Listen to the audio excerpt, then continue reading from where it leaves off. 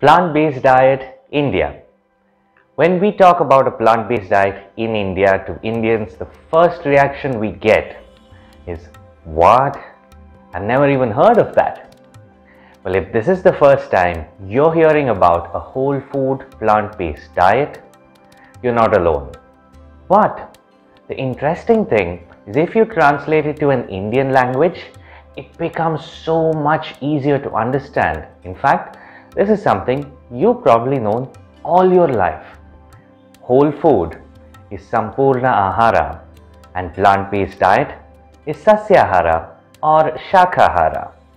These are terms we've all grown up with, right? So what does a plant-based diet mean? A whole food plant-based diet means two things. Number one, you choose to eat whole food rather than processed food. For example, brown rice instead of white rice. Brown rice is a whole food. White rice is a processed food. When you remove the bran from brown rice, it becomes white rice. It becomes unhealthy for you to eat. Number two, plant-based foods instead of animal-based foods.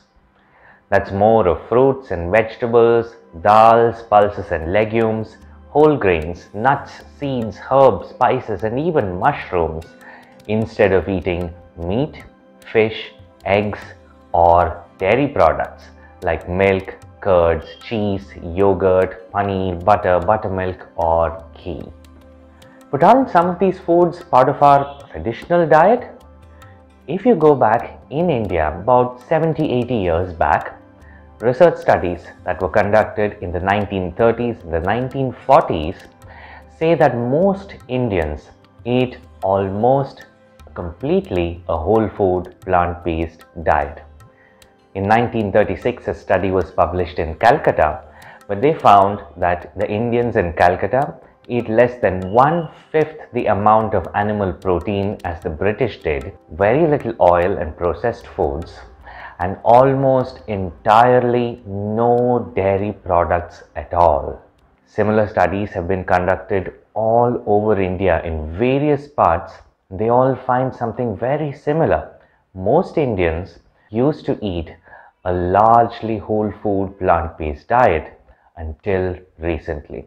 In fact, we stayed healthy because of it. We did not suffer from high rates of heart disease, diabetes, hypertension or obesity until recently. So what do? We can go back to our roots and start eating a more plant-based diet just with our traditional foods themselves. Let me give you a few examples. Number one, a dry tadka for oil-free cooking. Interestingly, when you go to coastal regions, many dishes are made without oil.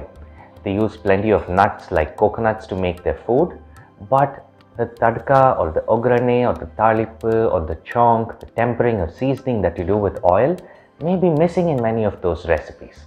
But the more inland you come, the more away from the coast, the more tempering is used with oil.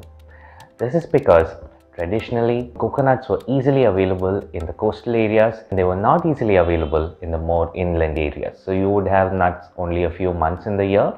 What you do in the other months for your oil content, you had to cold press the oil, store it and then use it. But the oil was unhealthy. So what do? You add extremely healthy foods to it like herbs and spices like mustard, jeera seeds, cumin seeds, curry leaves, chilies, you add ginger, garlic, herbs and spices that have a high antioxidant content to balance out the negative effects of that oil. And that's how the tadka was born. Today, you can get the same health effects, health benefits, and the delicious taste by using a dry tadka. Now this is where you use the exact same ingredients like the mustard or the jeera or the curry leaves or urad dal, chana dal or whatever else you want to put in the tadka and the seasoning. Just dry roast them in the same pan and mix them with your sambar or dal or vegetables. The dish that you make will look the same as before. No one at home may even know the difference. Number 2, dairy products. Dairy products have become highly used in Indian cuisine only recently. Yes, cows were a part of our heritage. They did help us during the times that we evolved, but dairy consumption was never a big part of Indian culture. It was always buttermilk or ghee in tiny amounts once in a while, split among all the members of the family. So the overall dairy consumption was very, very low. But today, most of us consume dairy on a daily basis. The glass of milk in the morning or evening. No meal is complete without curd rice. If you don't have any dinner to eat, at least drink a glass of milk before sleeping. These are things that have come newly in our culture. You can still enjoy all of those glasses of milk and curds and buttermilk, but with healthier alternatives like plant-based milks. For example, til milk, coconut milk, badam milk. These are traditional Indian whole food plant-based dairy alternatives which you can make at home itself. Super simple and easy to make. We have a whole bunch of recipes on nutritionscience.in. Do check them out. Number 3, sugar. No one wants to eat sugar. Everyone loves to eat dessert. And you can make all the dessert you want without using any sugar. And no, I'm not talking about jaggery either. Both sugar and jaggery, even honey for that matter, are zero fiber sweeteners. So what happens when you eat them is your blood sugar level shoots up. That's not something that we want. We want our sugar levels to be stable and steady. The best way of keeping them steady is to choose a whole food sweetener like a fruit or a dry fruit. There are several fruit sweetened desserts in India like mango paisam. You have mango shrikhand made with plant-based dairy.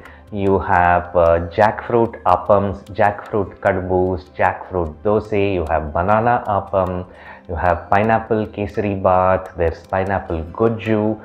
Traditionally, fruits and dry fruits were used to sweeten so many different kinds of desserts. All we need to do is skip the sugar and jaggery, use a little more of the fruit and dry fruit than we would normally, and the desserts actually taste fantastic. Try this out. The next time you make paisam or kheer, skip the sugar, skip the jaggery, and instead take half the quantity of the kheer as your cooked dal or rice and the other half as homemade date syrup, which is simply the date fruit, your regular dates that you get in the shops, soaked overnight, ground up in the mixie with water in the morning. That's it. Super simple. Soak and grind dates. Use 50% of the quantity of paisam from dates, the other 50% from your rice or dal or any other base that you'd like to use. A little bit of cardamom powder and your paisam would taste fantastic. Number 4, meat and eggs. There are so many traditional dishes that were used to replace meat and eggs in your traditional diets.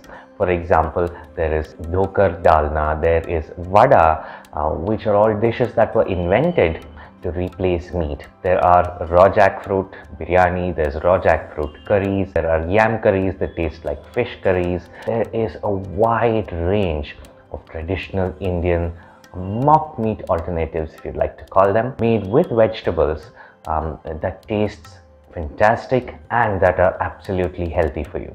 If you want an even more authentic experience, then you can go in for mock meats that are available in the market today. There are several companies making fantastic versions that taste just like regular meat, like animal meat, and you won't even miss eating your meat or eggs or fish once you try these mock meats. Yes, they are processed foods and they are not completely healthy for you, but they are much less harmful than the actual animal meat itself. So it's a great choice to start with as a transition food. It'll help you to reduce your meat intake, reduce your fish intake and egg intake. Then eventually when you lose the craving for it, you can stop eating it or reduce it to special occasions or reduce it as you like. Number 5, whole grains. I've grown up in my childhood eating plenty of rice and wheat most of the time. We also had quite a bit of ragi because I grew up in Karnataka and Tamil Nadu. Interestingly, millets like ragi were our traditional grains until recently. You have ragi, you have jowar, bajra, sajje, navane, you have foxtail millet, proso millet, kodo millet, barnyard millet, little millet. There are more than 15 different types of millets. There's brown rice, there's red rice, black rice, there's whole wheat. There is an amazing variety of whole grains that you can discover when you step out of that circle of white rice and refined wheat. Now, white rice is something that we're all used to eating, right?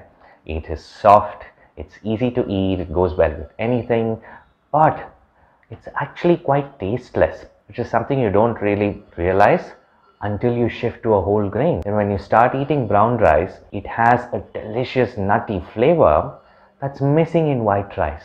And you start enjoying that so much more. Going back to white rice then becomes difficult, and that makes life easier. So these are small 5 tips that you can use to start adopting a plant-based diet in India. And let me tell you, you can do this at any age. In fact, in my family, my grandparents were the first to adopt a whole food plant-based diet. They did it to reverse their diabetes and hypertension. Inspired by them, the rest of my family adopted it as well. And then we've helped tens of thousands of people do the same thing for themselves and their families at home. Going vegan, eating a plant-based diet are not things that are foreign to our way of living. These are our traditional dietary practices. It's not only easy to go back to them, but it actually tastes fantastic, and it tastes just like your familiar foods. Best part is eating a plant-based diet is actually less expensive than eating an animal food-based diet. Think about it, whether you're vegetarian or non-vegetarian. What are the costliest food items you eat on a daily basis? They may be meat, fish, eggs, or dairy products. And once you give them up, your monthly budget buying fruits and vegetables and whole grains, nuts and seeds is actually a far less than what you were spending before. I hope this video has helped you to learn a little about eating a plant-based diet in India. Do check out our website nutritionscience.in for more than 200 whole food plant-based recipes, most of which are Indian. Everything from your sambar rice and bisibele bath, poriyal, palya and gujju, to dal chawal and rajma and chana and pulaus and biryanis, to paisam and kheer and laddus, burfis and muruk chidai and ribbon pakoda. Amazing delicious foods.